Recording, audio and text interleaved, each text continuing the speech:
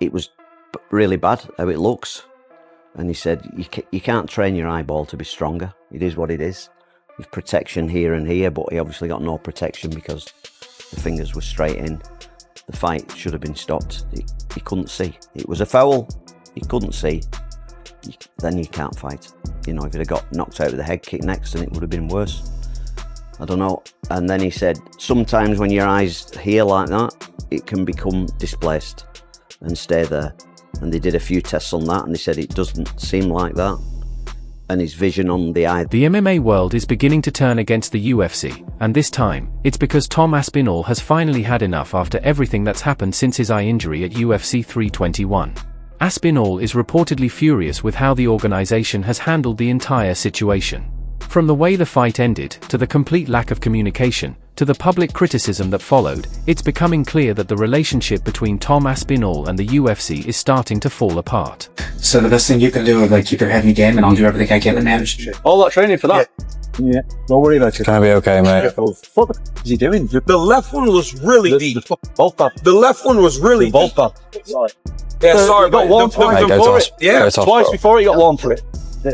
Mike Bisping, he lost his eye. And it's just a horrendous thing to think as a parent, really. And I know what it's like these days with people saying what they want, but if it's just your son and they could lose an eye and their health and they've got children to look after, you know, something needs doing about it.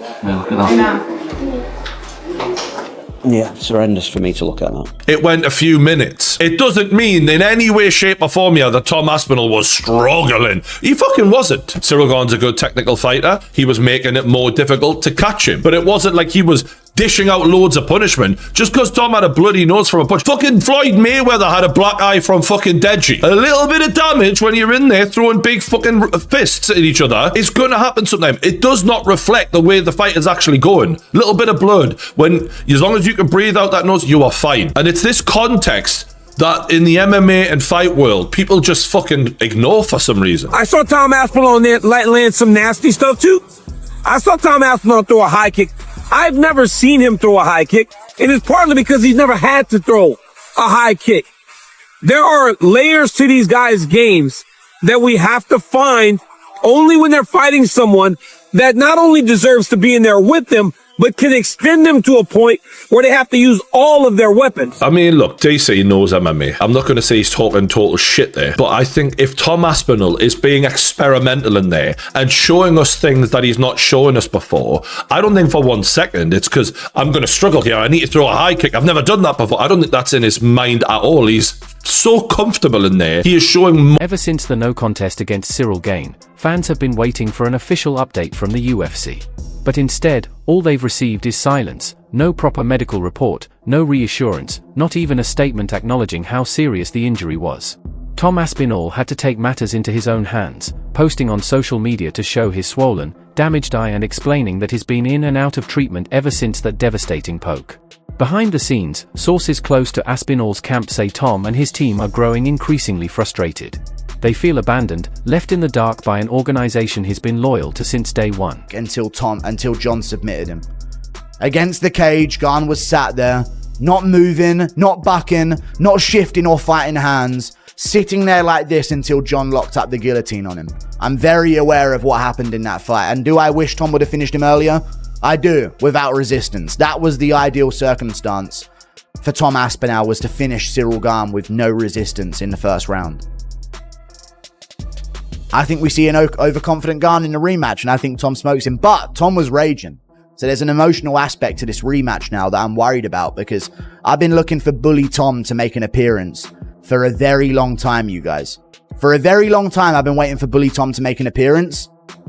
And he made the appearance on, what the fuck you guys booing me for? He genuinely made an appearance in the post-fight speech. The fuck are you guys booing me for? I got fucking double eye poked. A double eye poke landed. Insane. Crazy. Horrible result for the main event. Worst case scenario. All things come together. It's weird how MMA works, is it not? Dirtiest fighter on the heavyweight roster, Cyril Gane, constantly cheats every single fight. He's a dirty little French cunt. John Jones is the nemesis of Tom. It's on.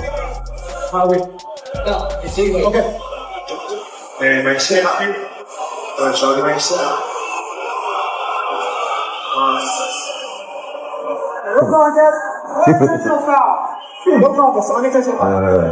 Faz parte do que acontece.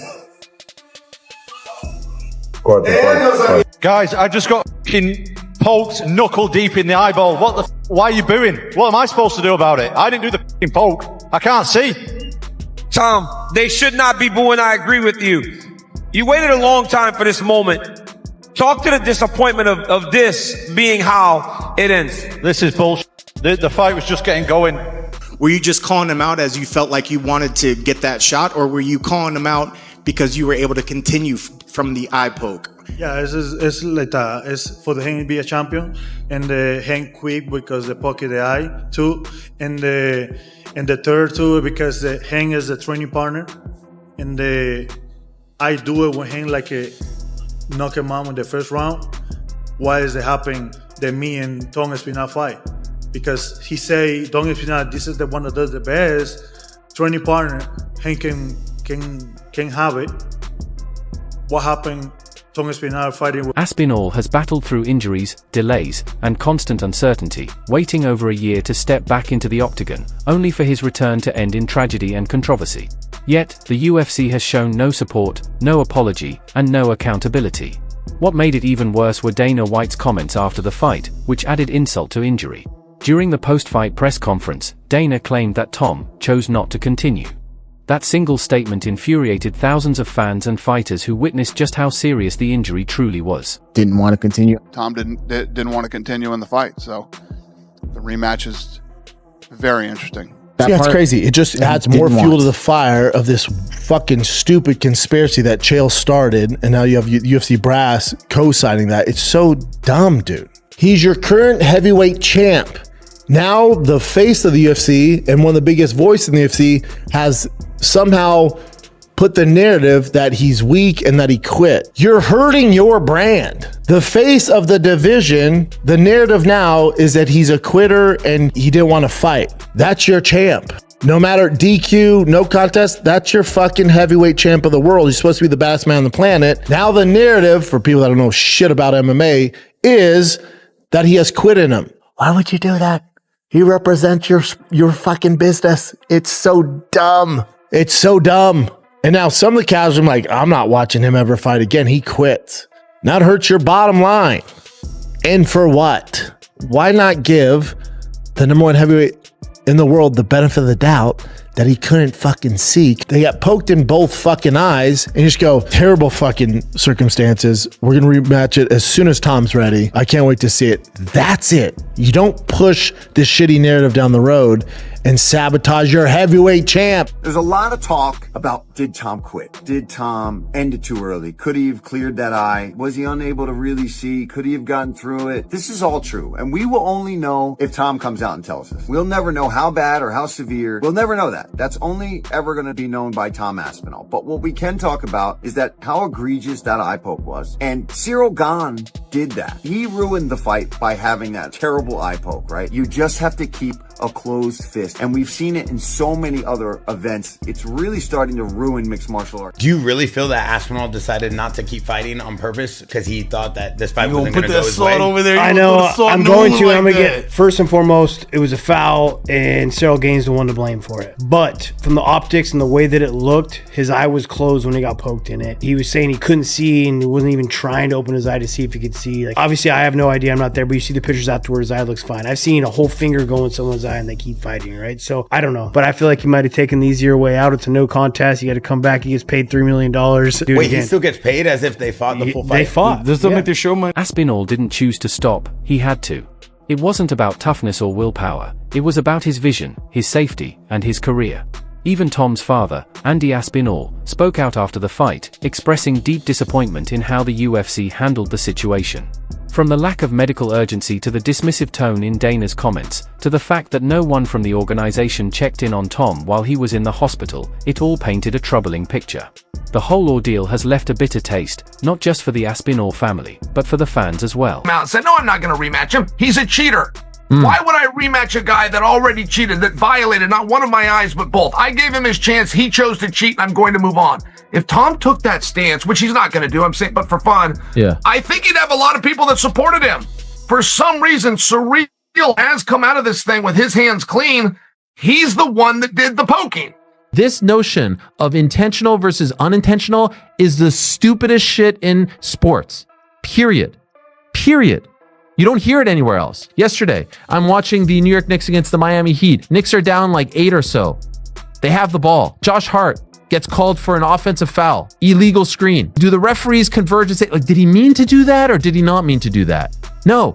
A foul is a foul. Ball goes the other way.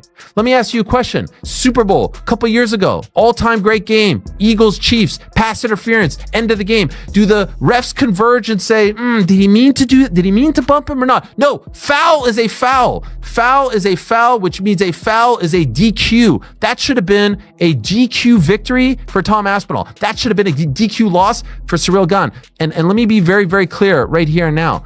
I don't think Ciryl did that on purpose. Why would he have done that on purpose? Why would he have tried to foul his opponent?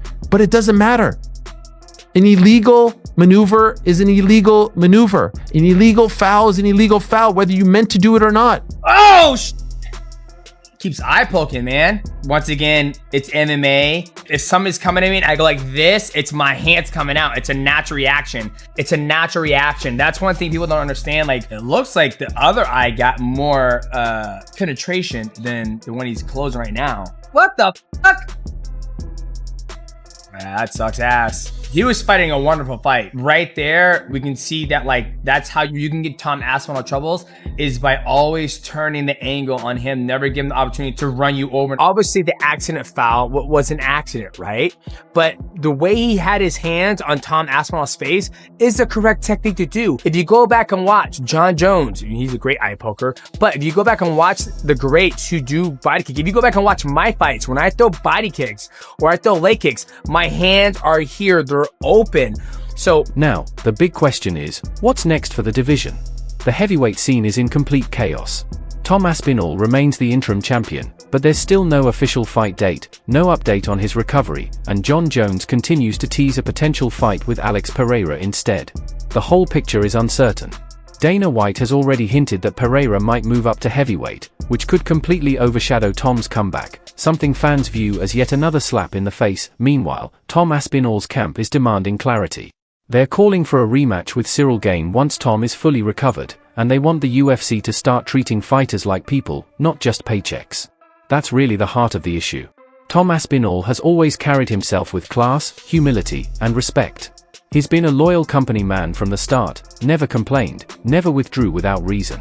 Yet, the moment things went wrong, it felt like the UFC turned its back on him. The fans, however, haven't. The MMA community has rallied behind Tom, calling the UFC's handling of his injury disgraceful and insisting that Dana White owes him an apology.